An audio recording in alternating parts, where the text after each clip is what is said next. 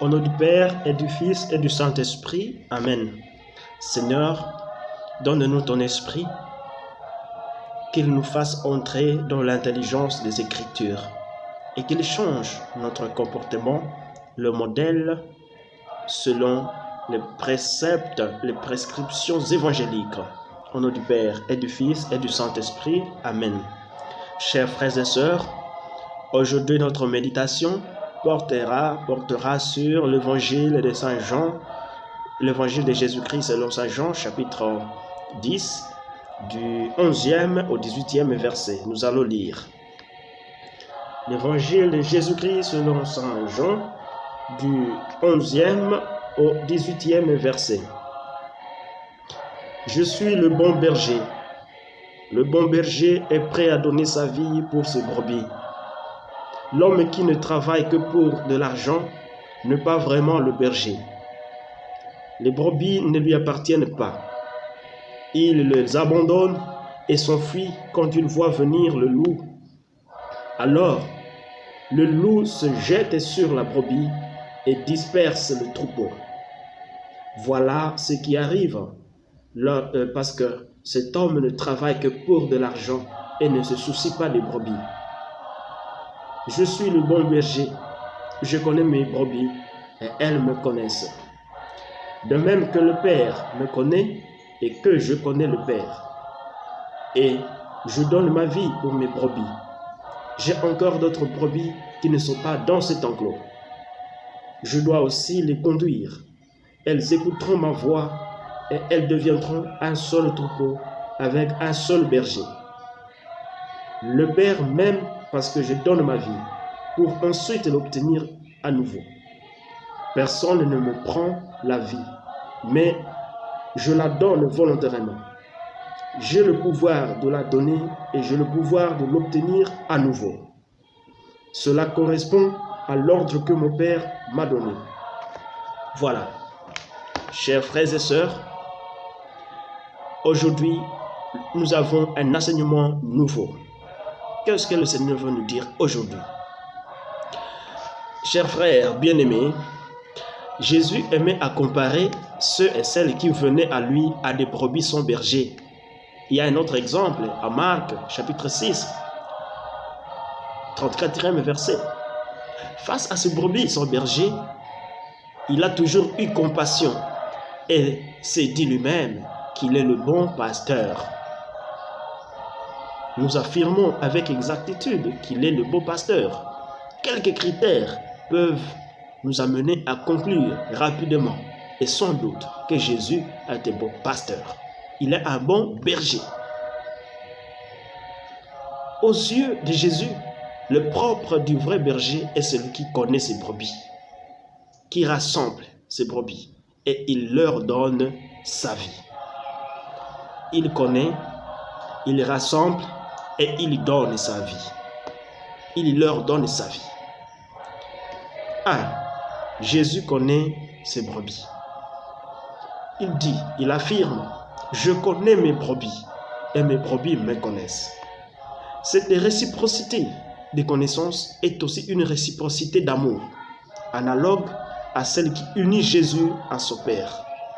Mais aussi, l'amour qui existe entre lui et ce dont il est responsable. L'amour qui existe entre lui et nous.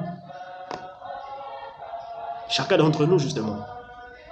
D'une part, connaître signifie savoir qui est l'autre. Si tu dis que tu me connais, tu dois savoir qui je suis. Savoir là où je voudrais aller, mes objectifs, et m'aider à les atteindre. Pour que je devienne justement moi-même.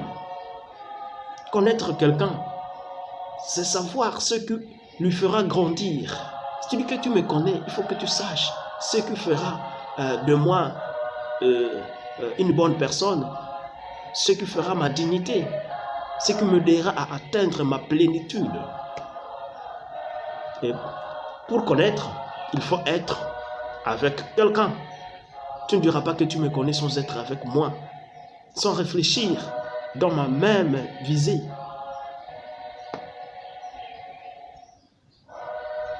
Non. Me connaître, ça signifie être avec, demeurer avec quelqu'un. C'est ça, ce que je voudrais dire. Jésus est un pasteur des brebis qui sont en marche et il marche avec elles, les conduit et les rassure. Le pape François disait qu'un bon pasteur doit sentir l'odeur des brebis. Et pour sentir cette odeur, il faut que le pasteur soit en contact avec ses brebis, justement. C'est dans ce contact que la brebis reconnaîtra son pasteur. C'est sûr, c'est sûr. D'autre part, connaître signifie aussi, on peut dire, reconnaître chez l'autre quelque chose qui nous est connaturel, des valeurs communes. À cet effet, nous pouvons épouser la pensée de Saint Augustin. Nos vers aimés, nos vers imités. Entrons dans cette connaissance de Jésus. Comme lui nous connaît, cherchons, fournissons l'effort de le connaître. Voilà. Le deuxième point, Jésus rassemble. Il nous rassemble. Il rassemble ces brebis perdues, les brebis perdues. Et dit, j'ai d'autres brebis qui ne sont pas de cette bergerie. Et il me faut les rassembler. Qui sont les brebis qui ne sont pas de sa bergerie? Qui sont les autres brebis? Jésus fait une distinction entre ces brebis, donc de sa bergerie, et celles qui ne sont pas de cette bergerie. Et cette bergerie se réfère aux Juifs qui vivaient en Judée à ce moment. Et ces autres brebis sont les autres tribus d'Israël. On peut le dire comme ça. À Matthieu 10, Jésus dit à ses disciples, allez plutôt vers les brebis perdues de la maison d'Israël. Aujourd'hui, ces brebis peuvent être tous ceux qui ne sont pas de notre église, justement, de l'église chrétienne, qui ne sont pas de l'église chrétienne, ceux qui n'ont pas encore reconnu le Christ, la Seigneurie de Jésus. L'église comme image du rassemblement. L'église, en effet, est le bercail dont le Christ et l'entrée unique est nécessaire. Ça nous trouvons à Jean, chapitre 10, du 1er au 10e verset. Elle est aussi, l'église, le troupeau dont Dieu a proclamé lui-même à l'avance qu'il serait le pasteur. C'est ça, en Jean 10. En Isaïe, pardon, Jean 10, oui, mais aussi à Isaïe 40, il se dit qu'il serait le pasteur sera le Christ lui-même. Voilà. Et tous les justes, depuis Adam, depuis Abel, le juste, jusqu'au dernier élu, se trouveront rassemblés auprès du Père dans l'église universelle. Là, nous avons pris l'église comme bercail. C'est une lecture ecclésiologique. L'église comme rassemblement. C'est ça. À l'humaine, injection. Voilà le rassemblement de Jésus. Mais on peut se dire, pourquoi Jésus veut rassembler? Pourquoi Jésus rassemble?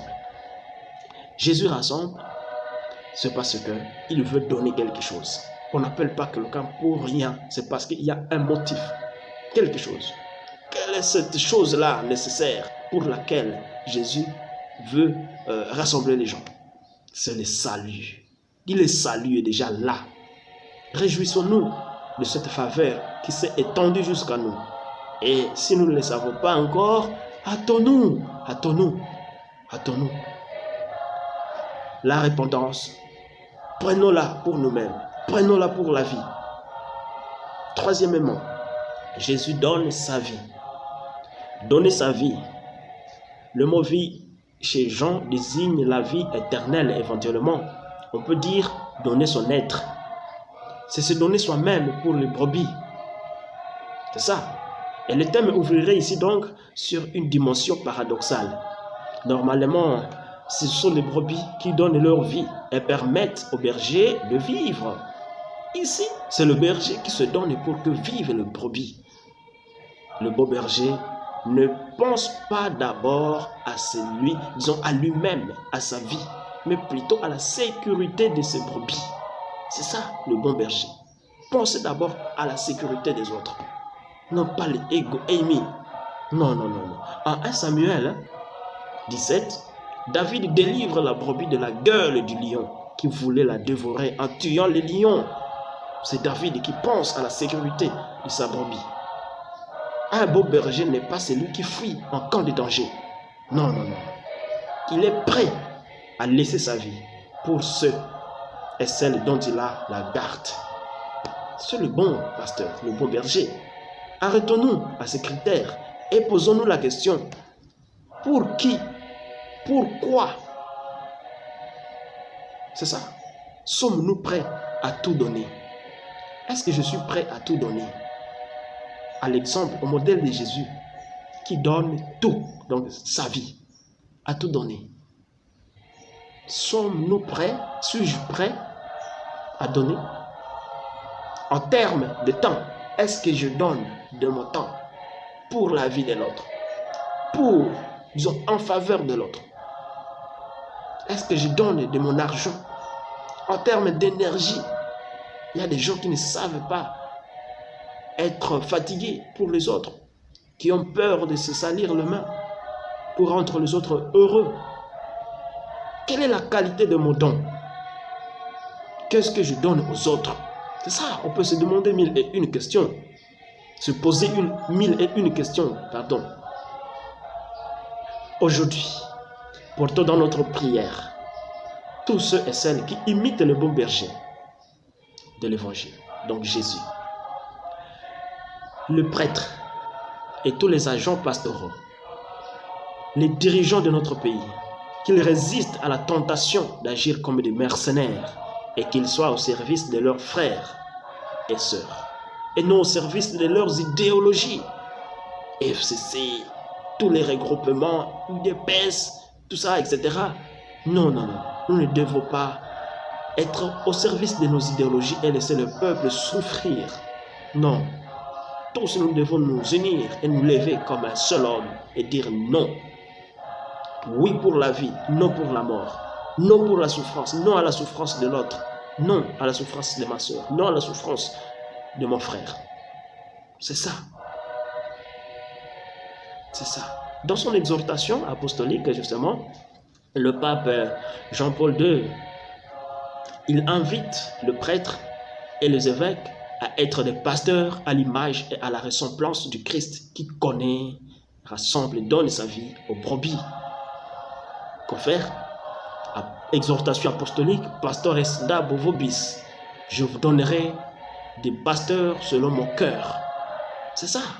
Nous avons besoin aujourd'hui de ces pasteurs qui sentent l'odeur des brebis, qui pensent leurs blessures et qui réchauffent les cœurs des brebis pour la marche vers la patrie céleste. Voilà ce qui doit être notre prière. Voilà notre désir. Nos cœurs brûlent de ce manque, de ce vide de pasteurs qui se soucient de nous. Devenons des beaux pasteurs, nous aussi, envers nos frères et nos sœurs au cœur de ce monde. Que cette parole rencontre nos cœurs ouverts et souffle sur la braise de notre amour. Amen. Au nom du Père et du Fils et du Saint-Esprit. Amen. Merci.